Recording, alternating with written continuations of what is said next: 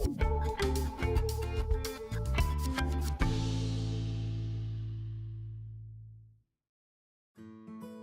naam is Rashay Rutherford en ek gaan 'n bietjie met julle gesels oor hoe bestee mens regtig jou tyd aan dit wat vir jou waardevol is.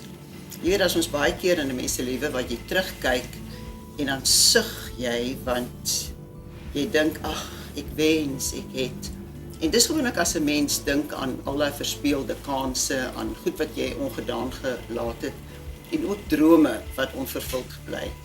En die ironie daarvan is dat daai lewens waar op ons so terugkyk was besig. Ons was met allerlei goed besig. Maar duidelik nie met die goed wat vir jou vreugdevol en tevrede laat nie. En ek dink die rede daarvoor is dat daar's hierdie wanbalans tussen aan die een kant wat ons waardes is en aan die ander kant dit waarmee ons besig is wat gewoonlik ander mense se goed is en sommer goeders om ons lewe te vul. Daai waardes wat ek van praat is uiters belangrik want weet jy wat, dit is jou kern. Dit is jou waarheid. En mens word, as jy dit uitleef, dan word jy daaraan geïdentifiseer. Dink bietjie aan mense soos Martin Luther King, Gandhi, Moeder Teresa.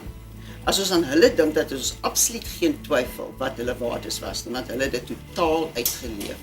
Selfs mense soos Steve Jobs van Apple en ander entrepreneurs en besigheidsmense wat so intens innoverend lewe. Nou, hoe weet ons dit? Hoe weet ons dit is waarvoor hulle staan? Wel, is maklik, want dit is waarmee hulle besig is. Dit is hulle fokus. Dit is wat hulle doen.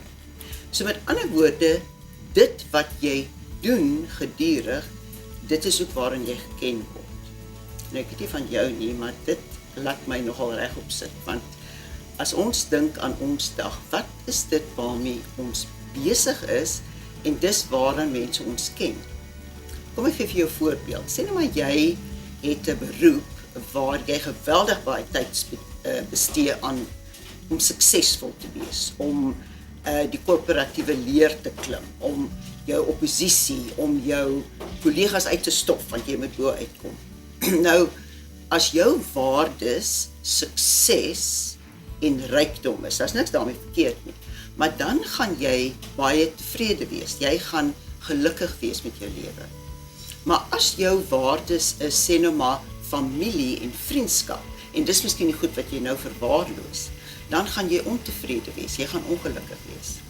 En dis so moeilik vir ons om by daai punt uit te kom en te sê, wat is ek werklik, wat is my waardes? Gandhi het gesê, dit wat jy gedurig doen, dit word jou gewoontes, dit word uiteindelik jou waardes, en dit word jou eindbestemming. Jou eindbestemming.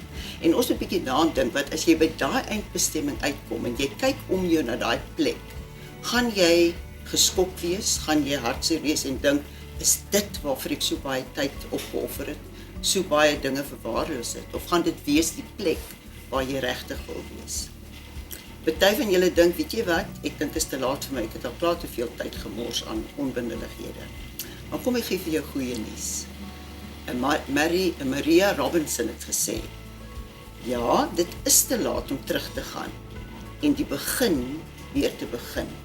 Maar ons kan almal vandag begin om 'n nuwe eindpunt te bewerkstellig.